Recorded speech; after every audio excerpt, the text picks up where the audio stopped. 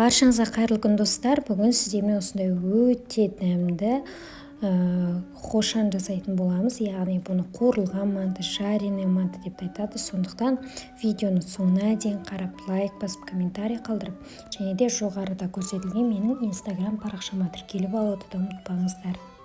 Ол үшін бізге осындай жылы судың үстіне бір ас қасық тұзымызды салып, толықтай араластырып дайындап қоямыз. Енді осы құрғақ ұнымыздың үстінен осындай бір жұмыртқамызды салып, толықтай араластырамыз. Енді осының үстінен жаңағы тұзымызды салып дайындап алған суымызды құйып, қамыр илейміз.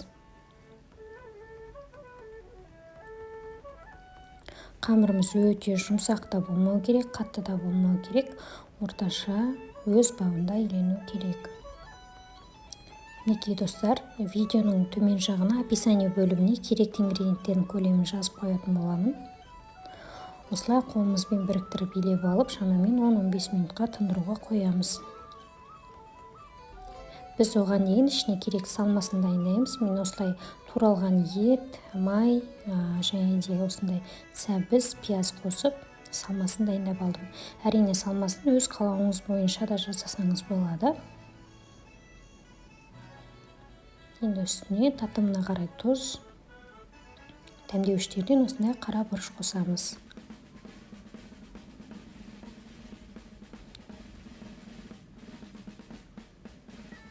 Осылай барлығын қосып дайындап алдық. Енді бұны толықтай араластырамыз.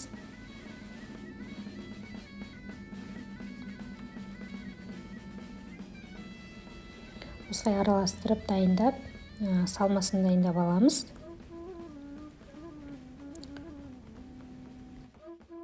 Енді тұзы сіңіп дайын болып тұрады. Оған дейін біз қамырымызды дайындауға көшеміз. Қамырымыздың осылай ие қанып дайын тұр екен. Енді бұны осылай құрғағын сеуіп, тағы да бір басамыз. Енді бұны осындай ұзыншақтап бірнеше бөліктерге бөлеміз. Жаңағы мантымыздың формасын дайындауға. Видеода көрсетілгендей. Енді қамырымызды осылай домалақтап аламыз. Бұл қамырымыз жазған кезде дөп-дөңгелек болып шығу үшін. Осылай барлығын дайындап алдық. Енді бұны шетінен алып, біртіндеп оқтаумен жазамыз.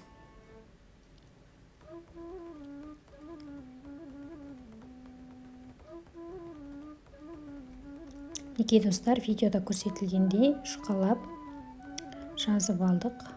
Енді осының үстіне жаңағы салмамызды салып, мантымызды түйуге көшеміз. Мінекей достар, түйілу әдісі мұқият қараңыздар. Осылай түйіп дайындап аламыз.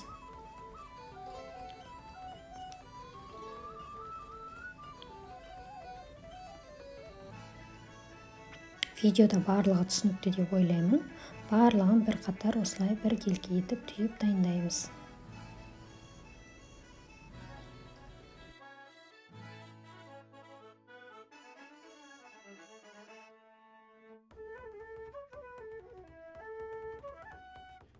Достар, осылай түйген кезде толықтай қаттырақ басып бекітуіміз керек. Өйткені жаңа майға қуырған кезде ашылып кетуі мүмкін.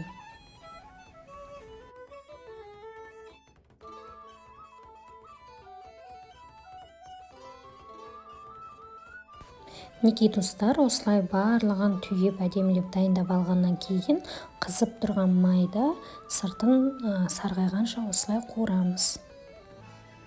Мінекей достар, майымызды алдын ала қыздырып алдық. Майымыз бастапқыда қатты қызып тұру керек.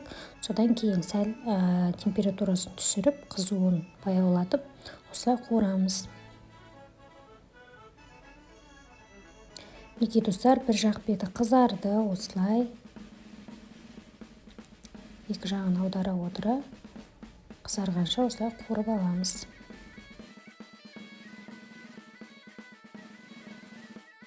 Достар, осылай екі жағда сарғайып піскеннен кейін, сырты сарғайғаннан кейін майымыздан сүзіп аламыз осылай.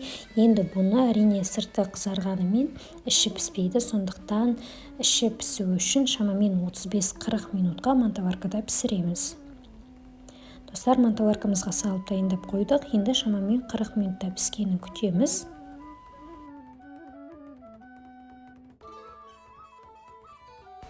Достар, мінекей біздің хошанымыз дайын болды. Әсіресе жолдасымның көңілінен шыққан ерекше тағамның түрі болды. Сондықтан осы рецепт арқылы барлықтарыңызға жасап көруге кеңес беремін. Қонақтарыңыздың да көңілінен шығатыны сөзсіз. Сондықтан осы рецепт арқылы жасап көріңіздер. Егер сізге видео рецепт ұнаған болса, немесе осы видеоның соңына дейін қараған болсаңыз, лайк басып, комментарий қалдырып, және де видеоның жоғары жағында жазылған менің инста парақшама да тіркеліп алуды ұмытпаңыздар.